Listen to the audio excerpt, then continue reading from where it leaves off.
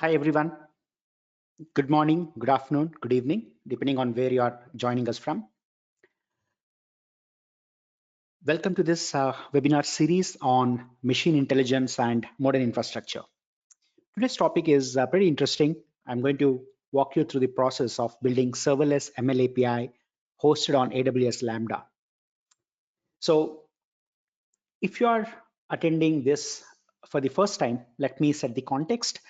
MI2 stands for Machine Intelligence and Modern Infrastructure. Basically, machine intelligence is all about IoT, AI, edge computing, and, and deep learning. Modern infrastructure revolves around Kubernetes, microservices, service mesh, observability, and so on.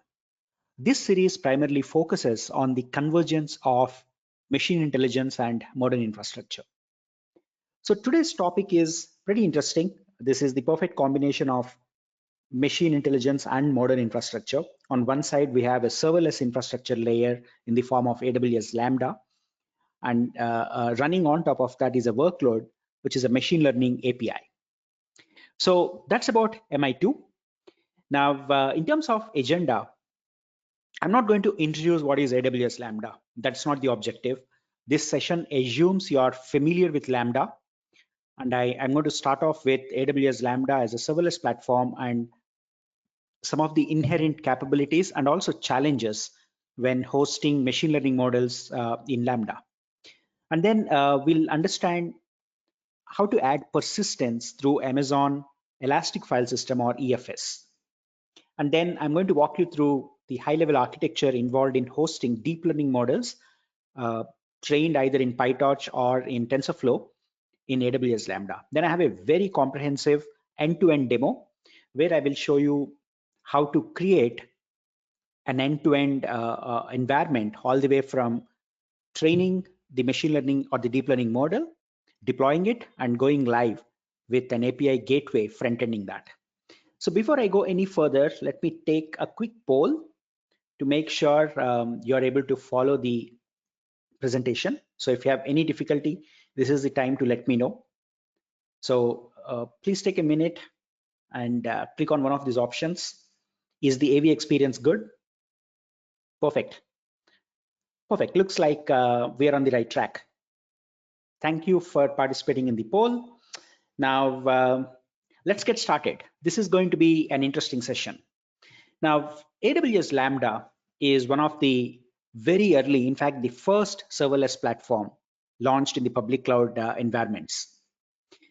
It brought many capabilities. Initially, it was just AWS Lambda. Then Amazon added the concept of step functions where you can stitch together multiple Lambda functions. And then they added layers through which you can bring in additional dependencies into AWS Lambda. They added multiple languages. So it has been growing phenomenally in the last 5 or 6 years since its launch. But one thing that always remained to be a challenge is adding state. Typically, functions or serverless platforms are completely stateless. That's because you are expected to deploy a function that will scale automatically. Now, there is a concept called scale to zero, where if there is no invocation, the resources that are allocated to this function will almost become none. So that is called scale to zero. And as and when the traffic spikes, there are more number of instances created behind the scenes, and you never have to provision any infrastructure. Now, the moment you bring in state, you automatically limit the ability to scale and elastically expand and shrink the instances. So that's the reason why traditionally state has been maintained external to AWS Lambda. So typically, when you want to maintain some state, for example, you want to process some input and save it as a PDF, you'll actually target an Amazon S3 bucket. So S3 bucket is a very popular and powerful combination where you either feed the input to a Lambda function or you get the output from a Lambda function to be stored in an S3 bucket. This is one of the very popular choices. Then, of course, there are multiple data services like Amazon RDS, DynamoDB, Aurora, and a whole range of SQL, NoSQL databases that AWS offers. So you can easily package the driver if it is not available within the Lambda default environment, and you can pretty much target any endpoint offered by the AWS data services. One of the other techniques that a lot of Lambda developers use is to target /temp directory. But I put an asterisk there because it's not a permanent, persistent option. Whatever is written to /temp is going to be vanished or becomes unavailable next time when the function restarts.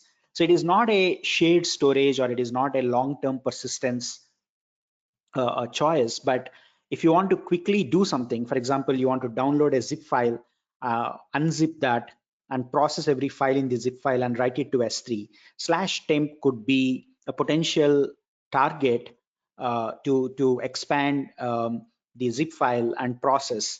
So it is typically a scratch disk, but it's not a long-term or a persistent storage choice. More recently, this was in June, Amazon has added EFS. So EFS is the elastic file system, and it's a distributed file system, which is almost like an NFS share that is available to multiple AWS environments. So earlier, without EFS, you had to launch an EC2 instance, configure an NFS endpoint on that, and then export that share and mount it in a variety of environments. But that was only confined to a set of environments. Typically it could be the EKS clusters running Kubernetes, or it could be EC2 machines running typical VMs. But beyond that, it was very difficult to share any distributed or a shared file system. Now, Amazon EFS solves a problem by offering a managed NFS file system for both cloud as well as on-prem resources. And because this is exposed as an NFS compliant share, you can easily configure an on-prem server to mount the remote cloud-based NFS file system. And this becomes the same persistent storage layer cutting across your hybrid cloud, all the way from your on-prem data center to the public cloud. So it's a very powerful, very useful storage choice when you are moving legacy applications. So this is typically used when you're lifting and shifting workloads from your on-premises environment to the cloud. So there are two storage classes like S3. One is standard, the other one is infrequent access. So infrequent access is obviously cheap, and you can also create some kind of a life cycle for files where if you don't access the files for a longer time, they'll automatically get moved into the EFS IA storage class. And this is going to be cheaper and will save you a lot of cost on using EFS. It also automatically scales to provide dynamic storage capacity. Obviously, it's a managed service. Just like S3 gives you literally unlimited storage, EFS also gives you a file system that has no upper limit. You can basically mount it and start dumping files and creating content, and it automatically and dynamically scale. It can be accessed from a variety of AWS resources, not just confined to EC2. Of course, EC2 is a popular choice because it all starts from the workloads running inside VMs, but it can be very easily get extended to Lambda. Recently, as I mentioned, I think in June or July, AWS has added the support to mount an EFS file system in Lambda environment. And this opens up a lot of opportunities. That actually brings stateful capabilities to Lambda, and we can do very interesting things with that. Cloud build, which is the build environment, can also mount EFS. So it's again a very powerful option where you can generate artifacts and images and write them to EFS without actually launching an EC2 instance or a compute environment. So cloud build is also a consumer of EFS, and anything that you build can be persisted to an EFS backend. And of course, SageMaker. So if you are using SageMaker notebooks, you can always use Boto and the shell commands to basically mount an EFS share and directly target your Python artifacts and Python output to the EFS share. So all these are pretty capable choices of using an EFS backend. But in our case, we're actually going to use the combination of EC2 and Lambda using the same EFS file system. So here is what I'm going to build by the end of this session. So we are going to first create a managed EFS file share, and then we're going to mount that inside an EC2 instance. Now, this can be a SageMaker environment as well, but I want to keep this simple. So I'm going to launch an EC2 instance and mount the EFS share inside the EC2 instance, and we're going to make it available at /mnt EFS fs1. Now, once this directory becomes available, we'll move the train models and the labels to this location.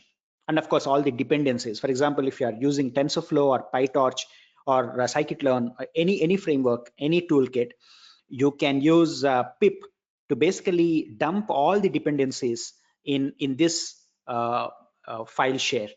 And then the same file share is going to be exposed to Lambda.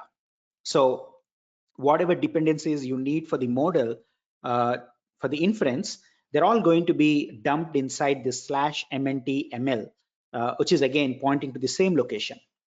And then we will load the model as if it is locally available, but the fact is it is actually coming from an EFS file share. And once we write this model, we are going to attach an API gateway trigger and expose the inference API. And after this, you can basically hit this endpoint and perform inferencing on the fly. Now, the beauty of this architecture and the approach is AWS Lambda will always pick up the most recent version of the model. For example, every time the accuracy drops and we somehow detect the model getting drifted and becoming inaccurate, we can kick off the training process on EC2 or a cluster of machines running EKS or a SageMaker training environment, and then dump the most recent model again to EFS, which gets picked up by AWS Lambda. So it becomes a seamless ML ops pipeline to train and move the model to inference. We are not using Docker containers. We are not using any sophisticated techniques here. It is basically a file system, which is always going to contain the most recent version of the model. And that is what is going to be used by Lambda. So EC2 trains and dumps the model. Lambda picks up the model, uses it for inference, and exposes that via the API gateway. So to go further into the details, I have documented this step. So what are we going to build? Well, it all starts by creating a EFS file system. So the EFS file system is like a slice from the managed service that Amazon is exposing. Now, once we create the EFS file system, we're going to mount it within an EC2 instance, and it becomes visible there. And right after that, we're going to install PyTorch targeting the EFS directory. So when we use pip install, there is a mechanism to deploy the modules, all the libraries and all the Python wheels in a specific directory. So we're going to make use of that. If you don't want to do that, you can also use Python virtual environment. So create a virtual environment in the directory that is pointed to EFS, and automatically all the dependencies will get deployed there. So we are going to do that. Then we will train an image classification model within the EC2 instance or outside of EC2 instance. That is completely optional. Now, to save time, I have a pre-trained image, so I'm not going to really kick off the training. And then once the model is generated, we'll obviously move it to the EFS directory, and that completes the first step, basically this part where the model gets trained and becomes available on EFS. Now, the second part starts by launching and configuring an AWS Lambda Python function.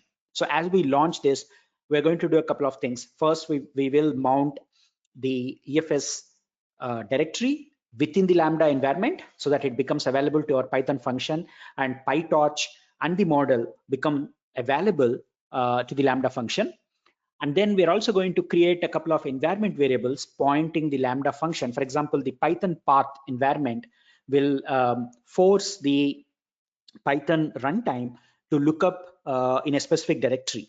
So we'll use Python path as the mechanism to point the Python runtime to the EFS directory that has the dependencies and also the model. And once we thoroughly test the Lambda function, we're going to attach an API gateway and we will use curl to invoke the API. So those are the steps, but there are some nitty-gritties that we are going to discuss as we go along. So it's a pretty interesting scenario, and it opens up a lot of avenues to do interesting things with the combination of SageMaker and Lambda. So let's get started. Now, let me walk you through the environment first. So here is my AWS console. And as I mentioned earlier, it all starts by creating a file system. So I'm going to create a file system. Let me call this MI2. And obviously, when you're creating an EFS file system, you need to launch it in the context of a VPC. Remember, the consumers of this EFS need to be in the same VPC. So you cannot really launch it outside of a VPC, or if your EC2 instances are not in that specific VPC, they don't have access. So this is all in the context of a VPC and a subnet or a subnets that are available within the VPC. So that is the most important thing.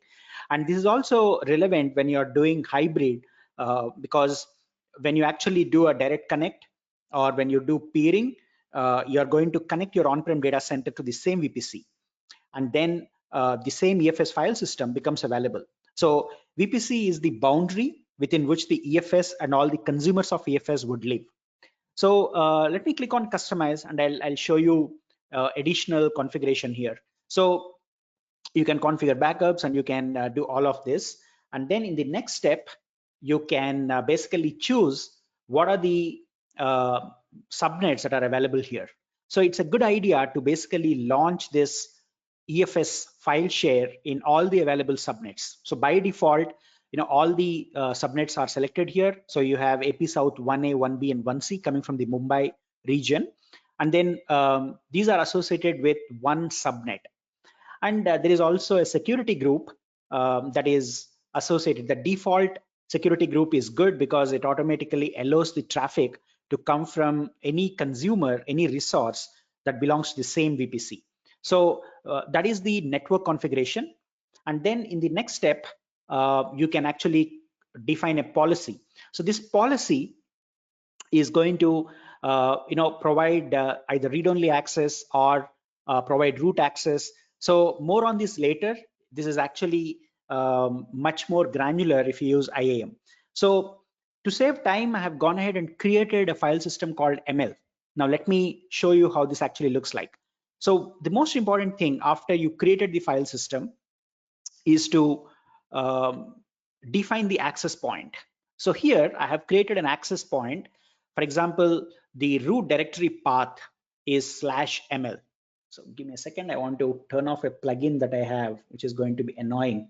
So I'm going to, okay. So so this is going to be exposed as /ml to the outside world. So that is the root directory path, and it holds a lot of significance.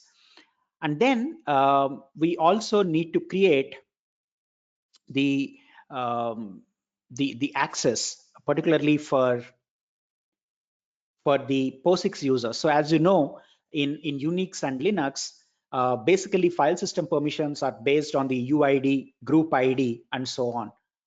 So here it's a good idea to give an arbitrary user ID, group ID, and then also define the permissions for that specific group ID. So later on, when you want to transfer the control, you can actually run chown from the EC2 instance to basically make this user and this group the owner of the file share.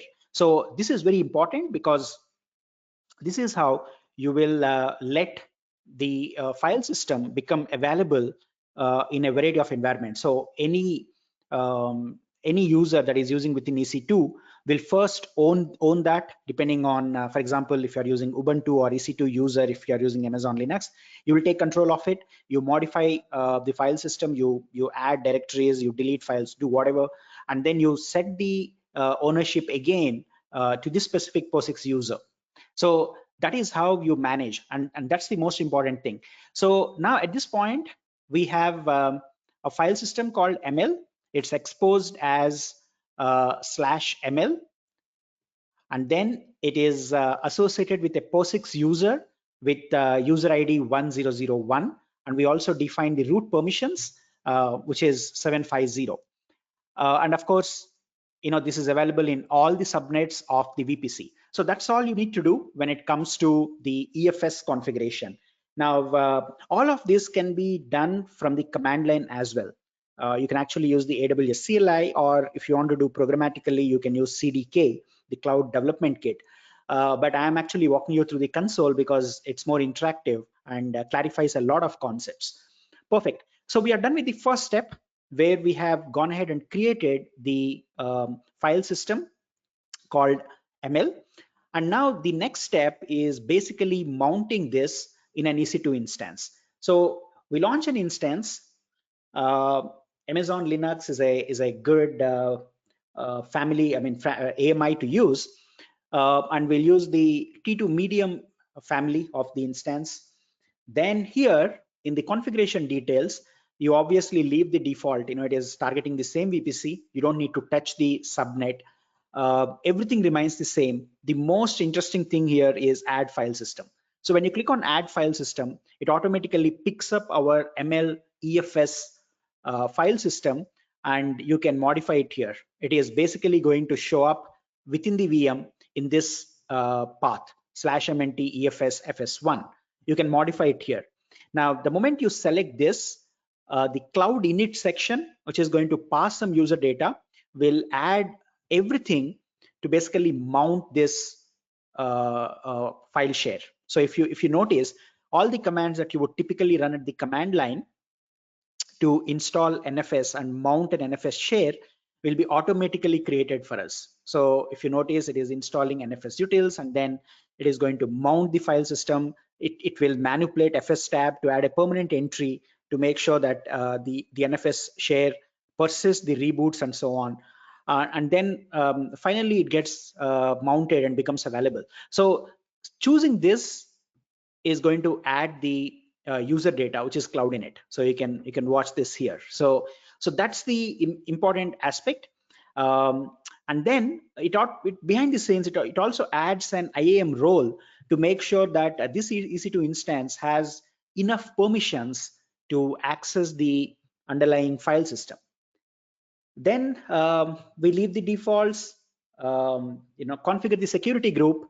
It's again a good idea to make sure you're selecting the default VPC security group, because this is going to give all permissions and all access to the EFS share. So we select that and then review and launch. So finally click on launch. Now again, I don't want to wait for the instance to get created.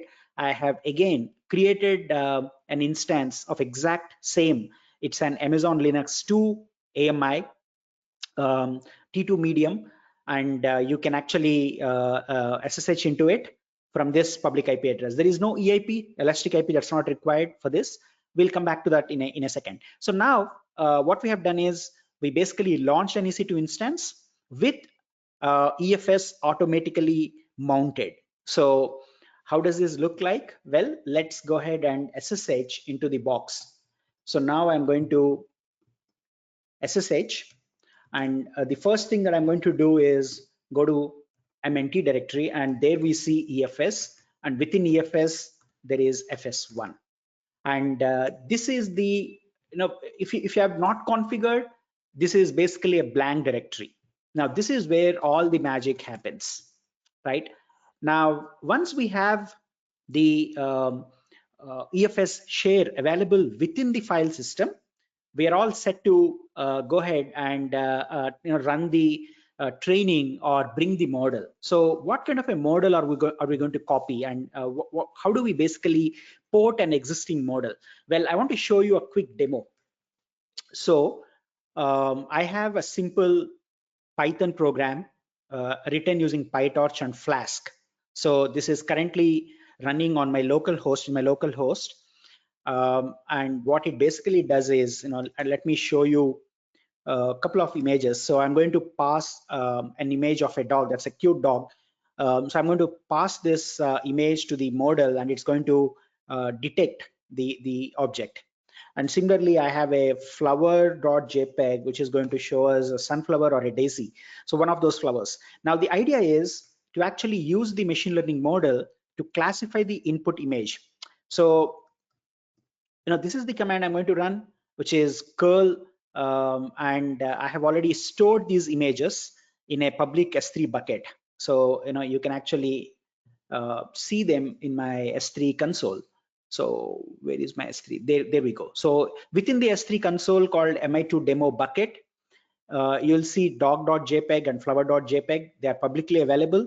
Now what I'm going to do is simply call this endpoint by passing the URL of the dog image. So now it actually comes back and tells that it is a Maltese dog with a probability of 88%, which is pretty good. So it is able to classify the input image.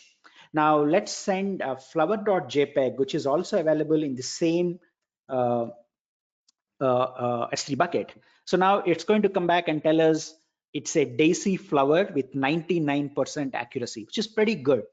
So this is basically the model that I want to host in Lambda, and I'll take the route of EC2 to basically set up everything within the instance. So now this is my local model. If you're curious, I can also show you how the code looks like. This is a typical ResNet classification program in Python. Obviously it's a pretty straightforward one. Now what I actually do is, instead of downloading the model, so actually PyTorch has a model zoo called the Torch Hub.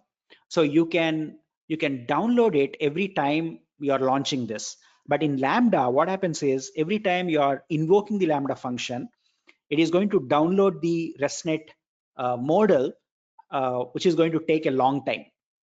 So instead of downloading it from the model zoo every time the function is invoked, I want to cache it.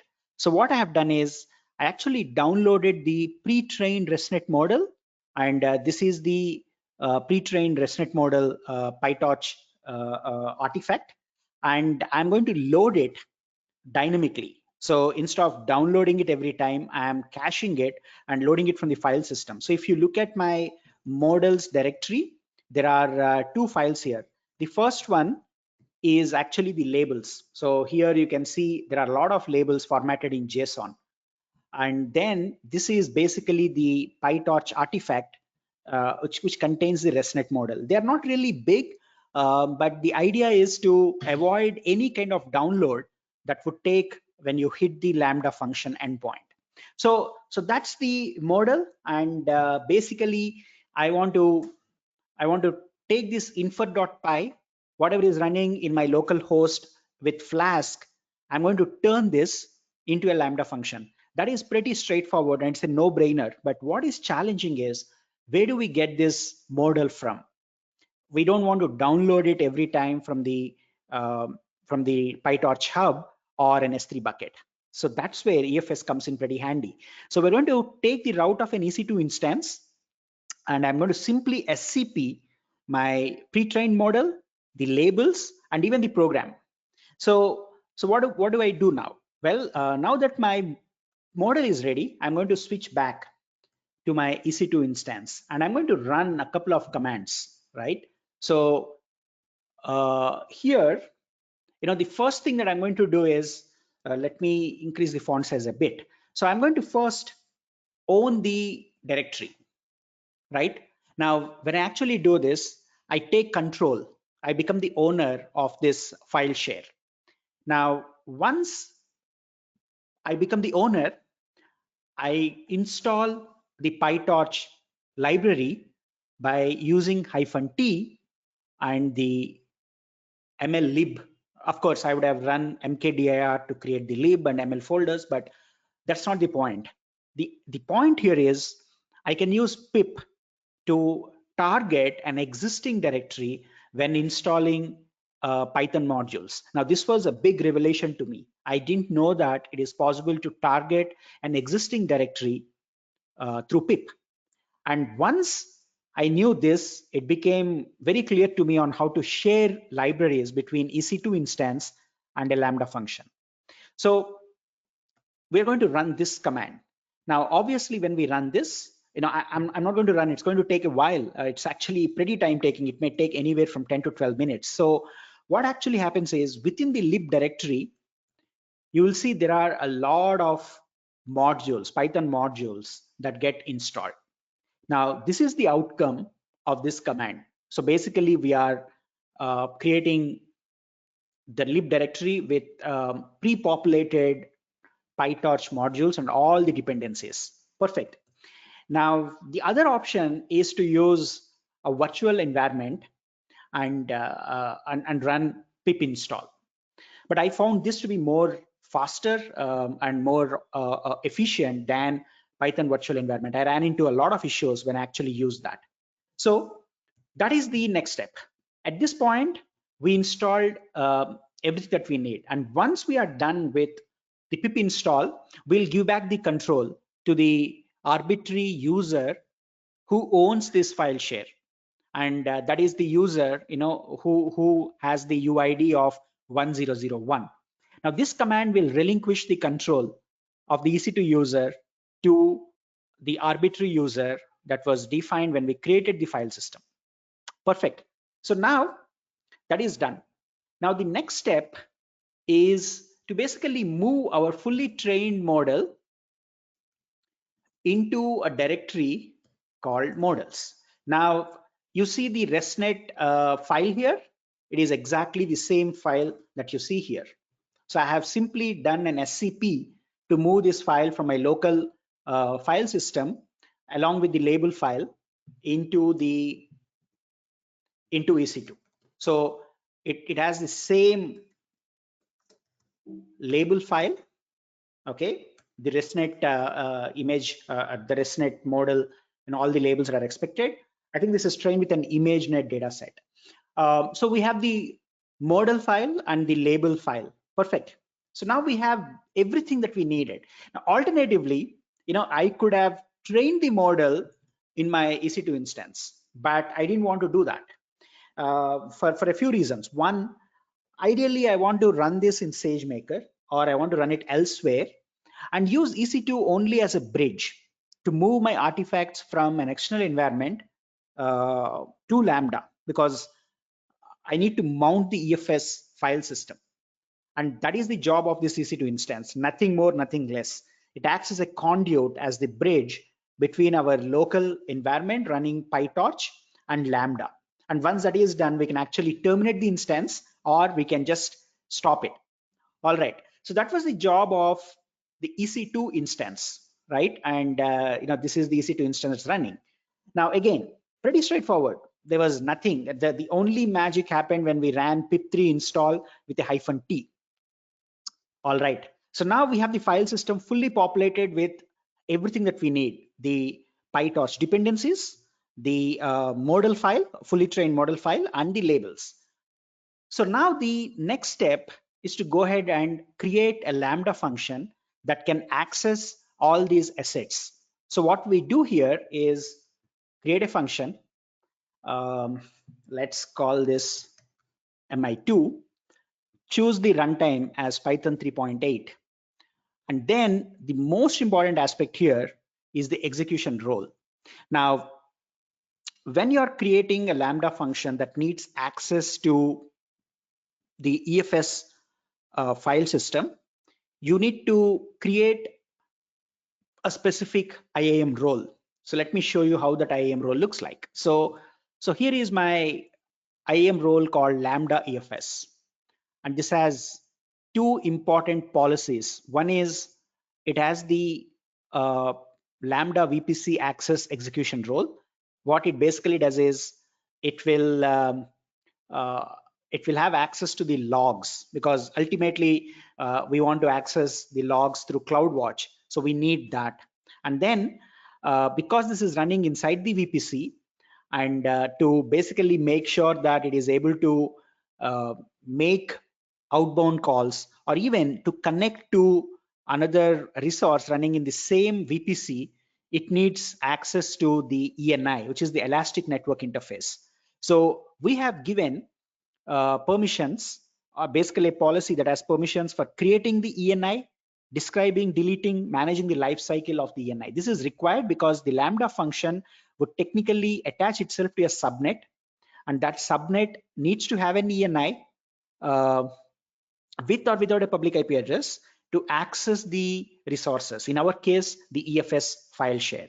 So this is the policy that's required. And then we also need an explicit policy to access EFS with permissions that say client mount, client write, and describe mount targets. I put resource as start. We can basically access any EFS file share. If you want to be very restrictive, you can also put the ARN of the EFS file system that we created, file share that we created. So that is the basic IAM role that you need to create at the minimum. Now I'm going to associate my Lambda function with that IAM role. You can go to advanced settings and choose the VPC. Now this is the most important. So choose the same VPC. In my case, it is a default. There is only one VPC. And then it's also a good idea to have Lambda function run in multiple subnets of the VPC for HA. So if for some reason, if one of the AZs become unavailable, Lambda will continue to run in the other AZs. So it is a best practice when it comes to AWS, and Lambda is not an exception. So we make sure that Lambda runs in every subnet within the VPC. And then we also chose the security group. Now without this, Lambda cannot access other resources in the subnet. So we associate this with the default subnet. That's it. Now these are all the steps required to create the Lambda function. Now let's click on create function. Now this is going to create a Lambda function. Now once this is initiated, you can do a couple of more things. One is add a file system. Now this is a very crucial step. So click on add file system, and it automatically picks up ML, because we are now using the same subnet, and it can pick up the file system that is available within the same account and also same VPC. And then choose an access point.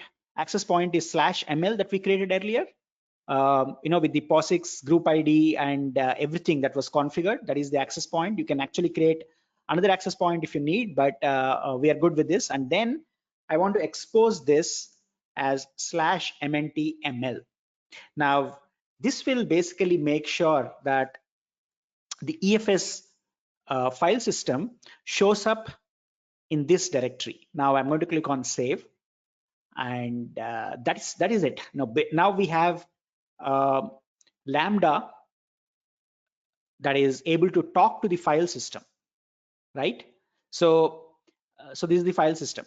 Now we need to do one more thing before we can move over our inference function from on-prem to Lambda. That is telling where the Python libraries are. So for that, you need to add an environment variable. So this environment variable called Python path will point Lambda runtime to the folder, the directory that has the PyTorch dependencies. Now, if you actually look at this mnt efs fs1 ml lib, now this is the directory that is going to show up here. Now we're going to save this.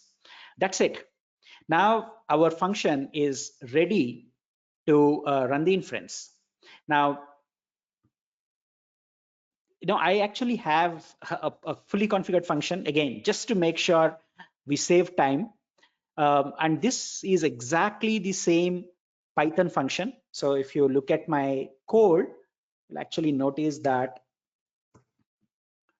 Okay, I'll set the syntax to Python just to make it look better. Okay, so now we are loading it from a hardwired path, MNT ML models, followed by the PyTorch model. And then I got rid of the Flask function or the Flask request because we have moved that Flask function to Lambda. So I moved a bunch of lines of code into the Lambda handler, and then we grab the URL that is coming as the query strings parameter, and then everything else remains the same. So this is exactly how my current infer.py looks like. The only difference is this is running on Flask, this is running on Lambda. So obviously, the post handler that is there inside Flask has been converted into the Lambda handler. Everything, the core logic of transforming the inbound image and then performing inference, everything remains the same. It's just that we moved away from Flask to a Lambda handler. Perfect. So now we are actually ready to test our function. So if you notice, this is exactly the same thing, whatever we have done in the previous step. So now what I'm going to do is to create a test function. So I already have a test event here. So if you actually notice, I am sending query string parameters as a JSON payload. It has URL, and then I'm pointing this to the flower.jpg living in the S3 bucket. Now we are doing that because the query string parameter accepts URL as the key. So that is what I'm sending in the test event. So now I can basically go ahead and run the test. Now the first time when we run the test, it's going to take a while. That's because the Lambda runtime has to access the EFS file system and then load PyTorch environment and then load the model along with the labels and perform inference. So it's going to take a few seconds, not really long, but takes a while. So now I send the flower.jpg. If you actually look at my code, so that is flower.jpg, I'm going to change this to dog.jpg. Now you notice that it is coming back with the same JSON response that says the flower is a daisy flower with 99% probability, which is great. Now let's apply another test event, this time pointing to the dog.jpg, and it's going to be fast. And it comes back and tells it's a Maltese dog. Perfect. So now we are able to successfully invoke the the Python function deployed as a Lambda serverless function, right? Now, the next step is obviously to add a trigger. So we'll add a trigger, and this trigger is going to be an API gateway.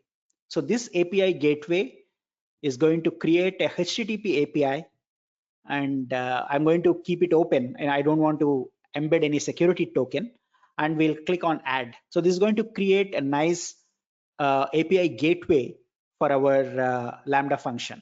Now I have already created a Lambda function that says infer. Now infer API. So both of them are pointing to the same. So now we have a API gateway that is pointing to the AWS Lambda function. So now we can actually grab this and do a curl by passing the appropriate URL. So this is the command that I want to run. So this is the API gateway, and this is the URL which is coming from the S3 bucket. So let me copy this and run it in my terminal. So now this is going to hit the API gateway, and from there it will go into the Lambda function, and then we should see the results. There we go. Takes a few milliseconds. extremely fast. Now I can play with other images. I only uploaded 2, but you can eventually pass any image and it should be able to predict. So this is pretty cool. Now from 0 to 60, we have done everything in less than 30 minutes. Now from creating the EFS file share to launching an EC2 instance to installing the dependencies and training the model and moving it over, then configuring a Lambda function to point to the EFS share, test it, and then attach an API gateway and going live. Fantastic. Now this is, again, as I mentioned, is a pretty cool way of creating a MLOps pipeline, which will always have an up-to-date model. And this is exactly what we have done. So this was step 1. This was step 2. This is step 3 and step 4. And again, for your quick recap, these are the steps. We created an EFS file system, mounted it, installed the dependencies, trained. Again, actually, I cheated here. I didn't train. I used a ResNet model. But technically, yes, you can train a model and copy the model file, and launch and configure an AWS Lambda Python function, attach an API gateway, invoke the API. We have pretty much gone through all these steps.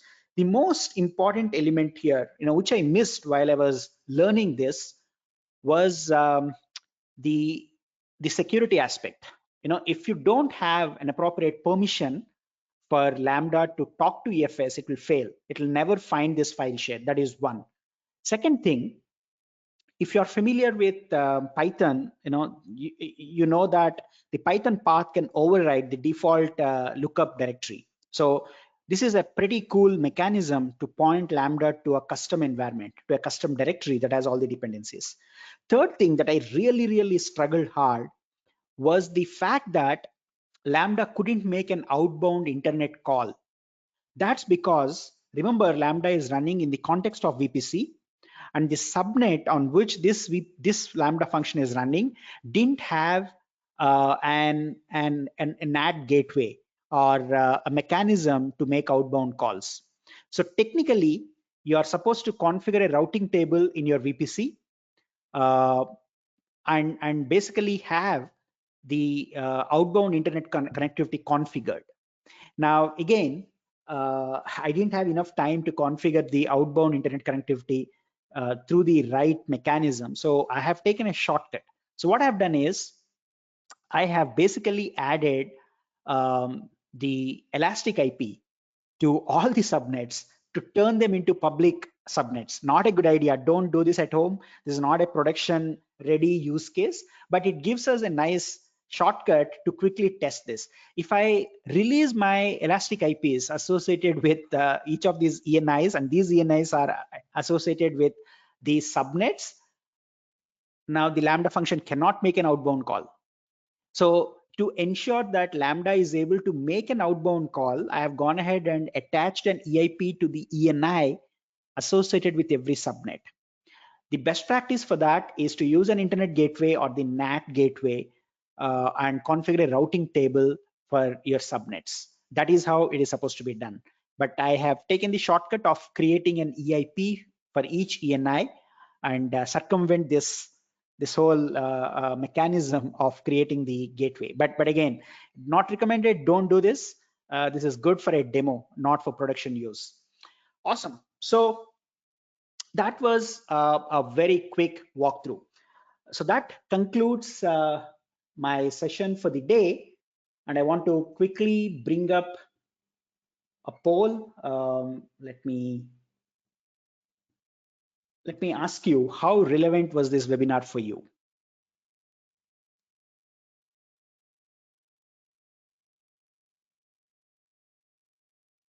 All right. This basically asks if your expectations have been met, what was promised and what was delivered. So thanks for participating in this. And I have one final poll just to get your overall feedback. So how do you rate the overall experience of this webinar? In terms of AV, in terms of the content, in terms of my presentation, the depth of the demo, everything. Excellent. Thank you. I really appreciate you taking time to participate in the poll. Now, that brings us to the end of this. I want to thank our sponsors, Google Cloud, um, who supported me with the infrastructure and everything that I needed to run the webinar series. Newstack, my media partner. I'm going to publish this tutorial as a series at the Newstack, so stay tuned for that.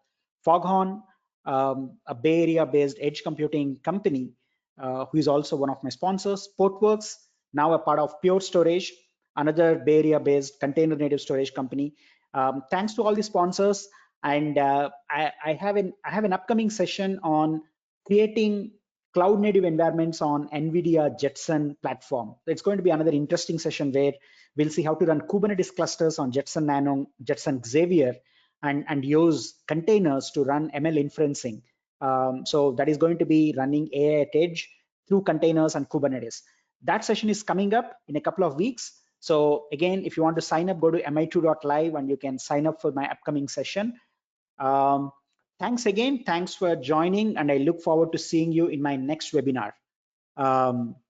Stay safe, stay well, and I'm going to see you in my next webinar on NVIDIA Jetson cloud native capabilities. Thank you.